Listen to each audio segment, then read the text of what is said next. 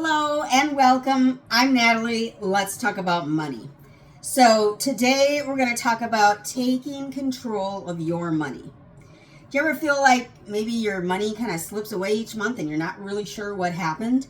And so, taking control means understanding your money, making choices that support your actual goals that you have, and then feeling empowered instead of anxious about money.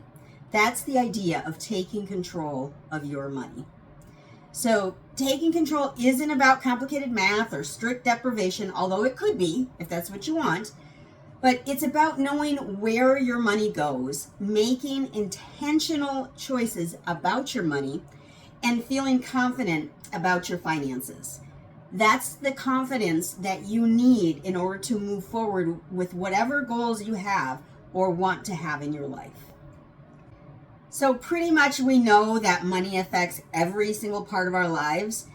And when you're in charge, you reduce stress and open doors for your future because you know where you're going. You know where your money is going in order to pay for the lifestyle that you need to live. Now, I'll just walk through 7 key steps of how to take control of your money. So step 1 is know your numbers.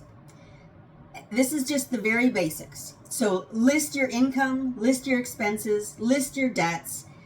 Avoid guessing. Get the facts, get the actual numbers. Look at your bank statement or look at bills, what bills you have that you pay every month. Get actual numbers and know them. Write them down. Number 2 is to track your spending. So you should track your spending no matter what at all times, just so that you do in fact know where your money goes. But for at least a minimum of 1 month, note every single purchase that you make. If you buy a $3 can of soda at the gas station, put it on your list. If you buy a $50 lunch for you and your friends, put it on your list. There's hundreds of apps that obviously work for this, but a piece of paper and a pen can work for this too. Buy just the little Dollar Tree, Dollar Tree has those little notepads. Do that and write it down for at least a month and see what happens. See where you go from there. And then number 3, which is what we're getting step by step, we're getting here. Number 3 is to create a simple budget. And so this is where you're going to allocate your money to your essentials, your savings, and of course some fun. I think I talked about in the previous video. You have to have some fun in your life in order to continue moving forward. And just start small if you need to. Just do the basics. Don't get over ambitious on how you're going to make your budget. I would recommend using Every Dollar. It's a fabulous app that's free. You don't have to pay a penny for it. You just download it and use it, and that's all you have to do. And then number 4 is to begin to build an emergency fund. Now, you'll start with just the basic starter emergency fund of $1,000. This will get you out of those really inconvenient emergencies that you weren't ready for, like a flat tire or you lose your keys and you get locked out of your car or out of your house or whatever. You need to buy a new set. You need to have a locksmith come out or buy a new key for your car, those electronic keys that are hundreds of dollars. Just build that emergency fund. Build that $1,000 starter emergency fund so that you've got that in the background just in case.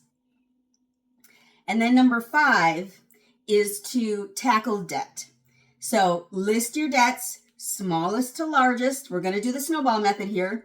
List your debt, smallest to largest, regardless of the interest rate. That would be the avalanche method. And you can do that if you're dedicated. But let's start off simple. We want to see the wins. When you list them smallest to largest, maybe your smallest debt is just $500. You can feel like you can pay that off pretty quickly. And when you pay that first debt off, all of that money that you have that you were spending for that bill can now go into the second smallest bill. And so you're gaining your snowball, and pretty soon it's going to be a huge snowball and you're going to be out of debt, and it's fabulous.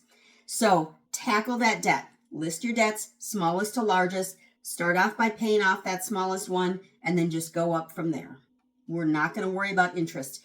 Math is not the problem. It's your mindset and how you're managing your money and not being able to take control of your money. Math is not your problem here, 99% of the time.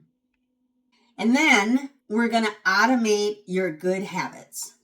And so set up automatic transfers if you have money that you're putting into your emergency fund, for example.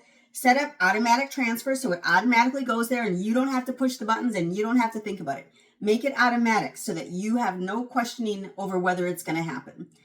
If you have a budget and you're good on your budget, set up automatic payments for your bills.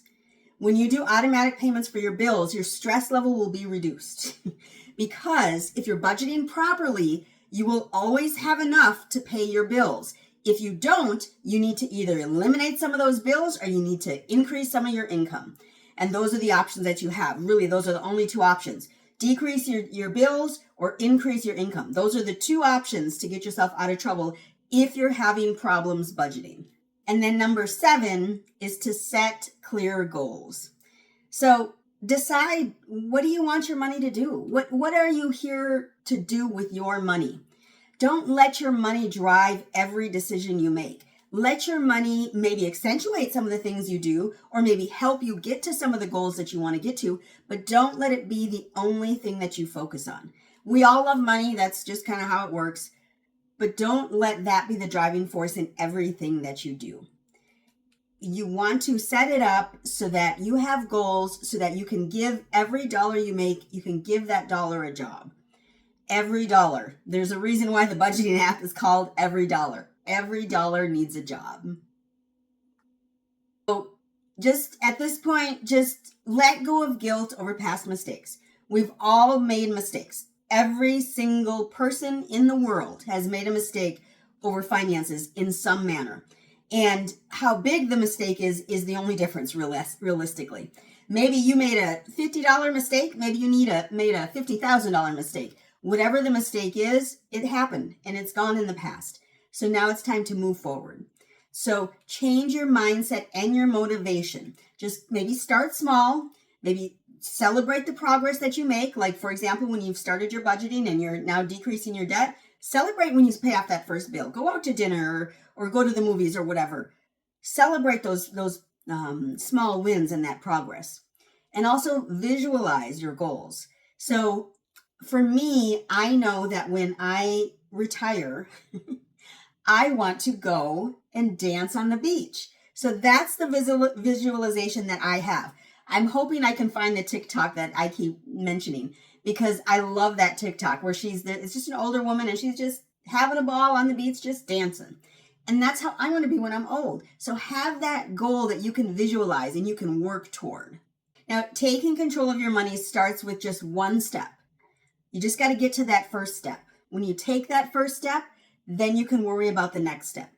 And so just make a plan, build those good automatic habits, and know that you can actually shape your financial future. You are in charge of this. No one else has control over your money. You have control over your money. There are people who have debts that automatically get withdrawn out of their account without their approval. That's a choice, unfortunately, that you made in your past. That's one of the past mistakes. Now, we can't change that mistake because it already happened. So now you're going to move forward and get over that mistake and move forward. So make it so that you can shape your financial future and make it so that that financial future is the way you want it to be, because that's the best part in life, is to make your future the way you want it to be. Everything's not always perfect, but boy, we can have some really good times along the way. And remember to invest in yourself today so you can make a difference for others tomorrow. And be sure to give the video a big thumbs up. Leave a comment down below. Be sure to subscribe. When you subscribe, you should hit the bell so you know when the next video comes out. I thank you so much for stopping by. Y'all have a great one.